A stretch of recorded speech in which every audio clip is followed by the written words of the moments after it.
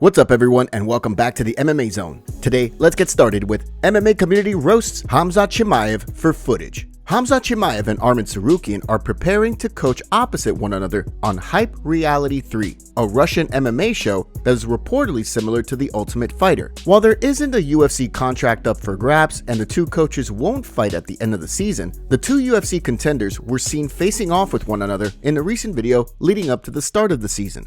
While Tsarukyan is expected to compete against Islam Makhachev for the lightweight title in October, Chimaev recently called for a fight in Abu Dhabi after withdrawing from his scheduled clash with Robert Whittaker in Saudi Arabia. Because of that, the MMA community was quick to make jokes regarding the recent stare-down between Makhachev and Tsarukyan. One wrote, "Closest thing Khamzat will get to an actual fight these days." Another questioned why Makhachev and Tsarukyan were participating in the stare-down, writing, "I don't understand why these guys make fighters face off for marketing/promotion purposes. It doesn't give what they think it does. Two fighters facing off when they will never fight just looks dumb, lol." One member of the MMA community joked, "Bro's gonna catch food poisoning." Another added, "This MF is competing everywhere except the UFC." One fan saw the jokes coming from a mile away, writing, "People are about to say that Khamzat is a reality TV star and not a UFC fighter anymore." One member of the MMA community questioned Chimaev's health, writing, "Wasn't Khamzat just in a hospital on the verge of death?" Another referenced Chimaev's recent cryptocurrency scandal, writing, "Khamzat doing anything for money now, like scamming his fans for 200K with crypto." So far, no word yet from the UFC on when Chimaev will be back in action after his request for an October fight in Abu Dhabi. Next up, let's take a look at Conor McGregor fires back at Michael Chandler. While Dana White has remained non-committal on a rescheduled date for the long-awaited fight between Michael Chandler and Conor McGregor, the former champ recently posted some footage of himself working on a wall-mounted punching bag. The clip drew the attention of Michael Chandler, who responded writing, "But show us the barefoot knuckles." McGregor then responded, letting both Chandler and the MMA community know that his foot was healed, writing, "Hey bum beggar, the foot is fully healed." Given the recent reports suggesting that the UFC was targeting title fights between Jon Jones and Stipe Miocic and Alex Pereira and Magomed Ankalaev for the UFC 309 card in November at Madison Square Garden, it sounds as though a fight between McGregor and Chandler would likely be targeted for December at the UFC's end-of-the-year card. So far, no details have been made public regarding the card. However, the event is expected to take place on December 14 from the T-Mobile Arena in Las Vegas. For his part, McGregor recently verbally agreed to the date when asked about it, leaving fans hopeful that the bout will finally come to fruition.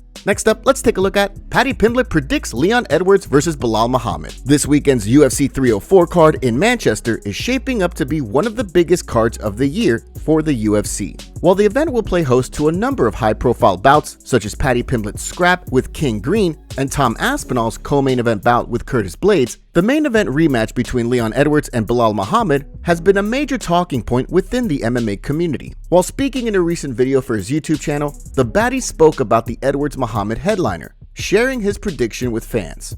This rematch has been a long time in the making. In the first fight, Leon was dominating him. An eye poke ended up making the fight a no contest. It was a bad eye poke as well, but obviously unintentional. Leon had him doing the stanky leg before that. Belal Muhammad, though, has improved a lot since then. It's going to be a closer fight than them first round and a half was, I think, but I can see Leon TKOing him. I can see Leon finishing him. I can't see Belal finishing Leon. The only way Belal wins is a decision. I can see Leon getting a TKO within the first 3 rounds. Ahead of the fight, Belal Muhammad has revealed that Khabib Nurmagomedov has done some film study for him, explaining in an interview with Shaq MMA that the Eagle broke down Edwards and gave him a blueprint for how to beat the champ. With fight week underway, Edwards was recently seen getting in a run where he nailed what appears to be the trick shot of the century if the video is in fact real.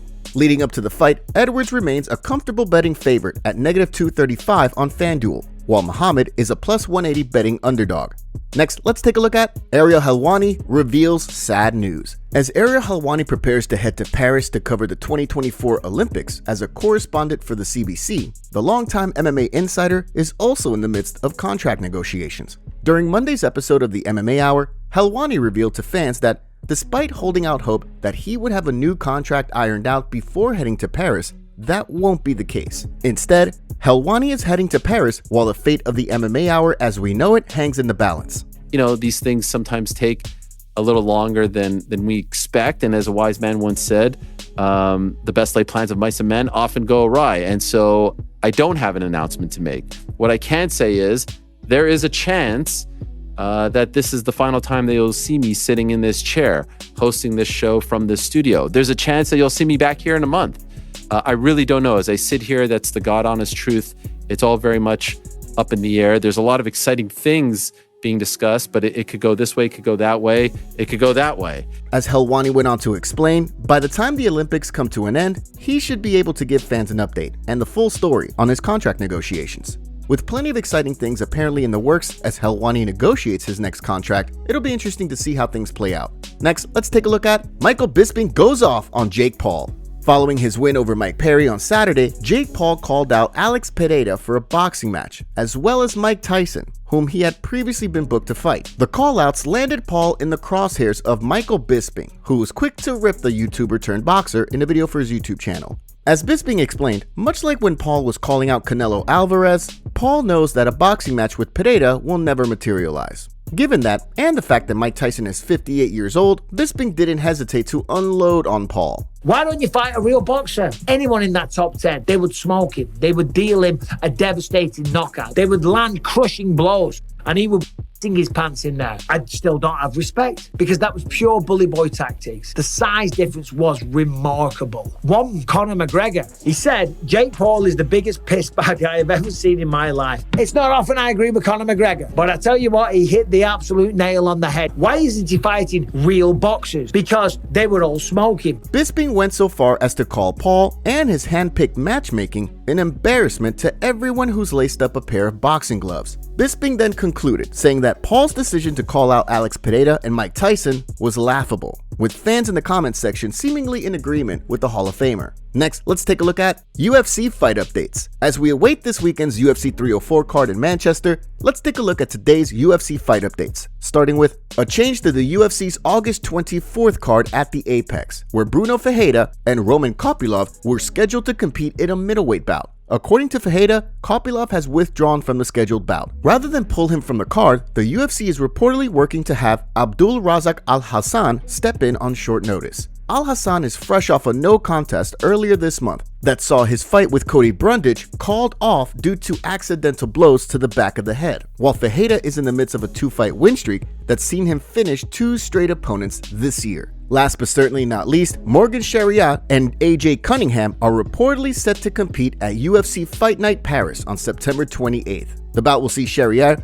look to bounce back after a split decision loss to Chepe Mariscal back in April, while on the flip side, Cunningham will look to bounce back after a loss to Ludovic Klein back in March. Now, let's shift gears and take a look at Kayla Harrison fires back at Julianna Peña for PED comments. Recently, Julianna Peña hurled some serious allegations at Kayla Harrison, alleging that the Olympic judoka was using performance-enhancing drugs. While Peña didn't offer any concrete evidence to back up her claim, she recalled a time that Harrison skipped out on a voluntary seminar held by Drug Free Sport International, who handles the UFC's drug testing in the wake of the USADA split. This week on the MMA Hour, Harrison fired back at Peña. Number one, it pisses me off because, never once have I tested positive for anything ever in the history of my very long drug testing career. And number two, don't fucking say things like that if you don't have hard evidence. That's a serious thing to talk about to me. I take cheating very seriously, and I have always competed clean.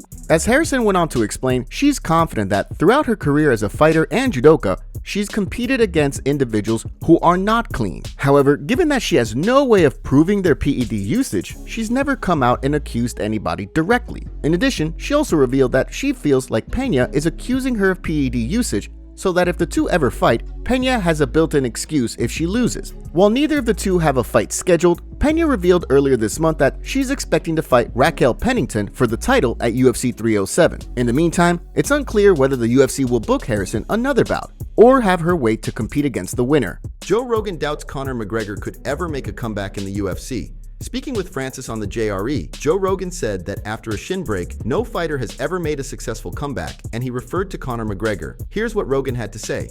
Yeah. Oh, I'll never forget the sound when Chris Weidman kicked Uriah Hall and snapped his knee and snapped his shin in half. The sound was so horrible.